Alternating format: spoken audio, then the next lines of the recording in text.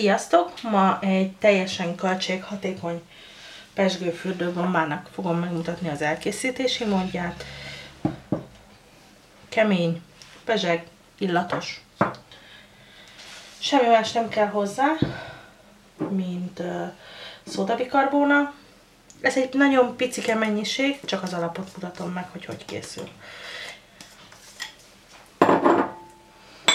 Darált citromsav,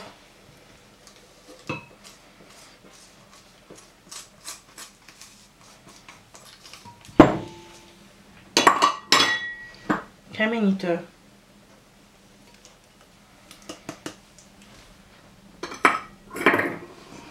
egy picit összekeverem,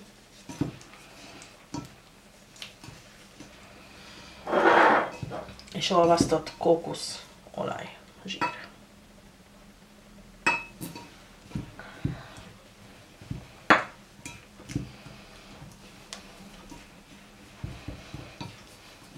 A receptet a videó végén fogjátok látni, a pontos receptet.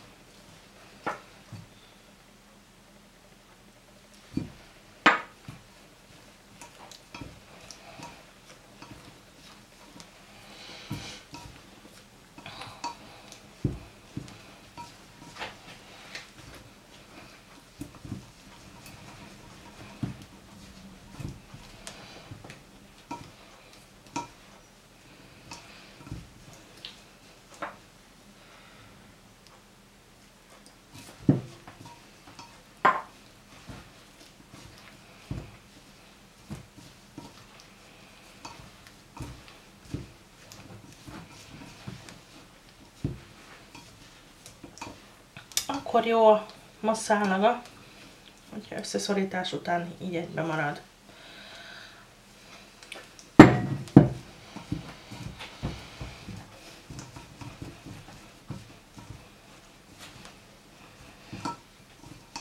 Ezt én most két felé veszem, mert ugye az egyik felét színezni szeretném.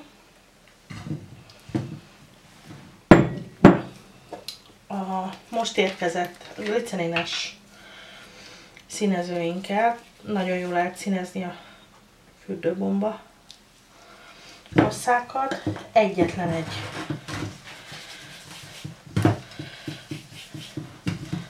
feladat van vele, hogy a pigmenteket teljesen eloszlassuk. De ahogy látjátok, ez nagyon pici a mennyiség, de ezt is jó ilyen széles nagy tálba, mint amikor a pogácsánál a lisztet és a vajat morzsoljuk el, hasonló mozdulatokkal homogénen színezni.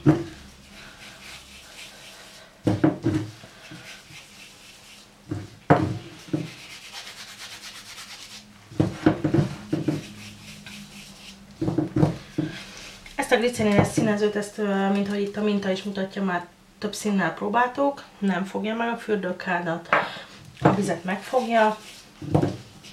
A kókuszsír pedig egy érdekes, könnyű zsírfajta, nem ül ki annyira a kád szélére, mint se a vaj. Nem is ápol annyira, ez inkább csak az élményről szól, hogy egy illatos fürdőt vegyünk a rohanó napjainkban.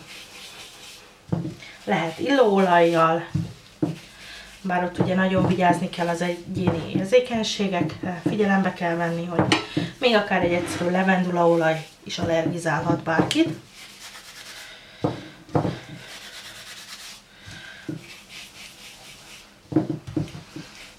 Ahogy láttátok, ebben most én 4 csepp színezőt tettem, elég szép, intenzív lila színe van.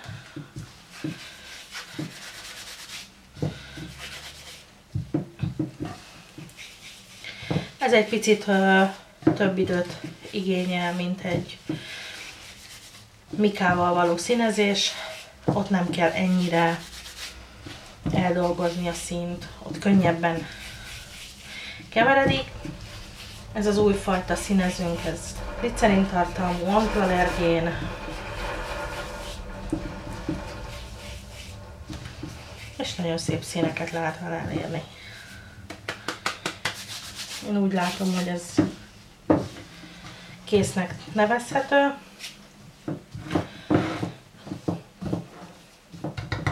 Ekkora mennyiségnél simán megoldható az, hogy a másik felét is ide mellé tegyük.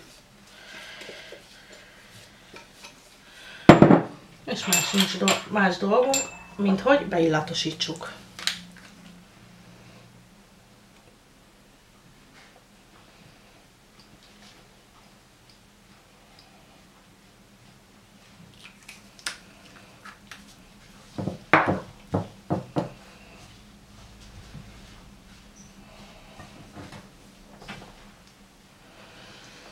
Ha egyszínű gömböt szeretnénk, akkor egy színből, ha foltosat, akkor felváltva a két színből. Pakoljatok a fürdőgolyó készítő formába. Picit púposra kell rakni, összefordítani, összenyomni jó erősen.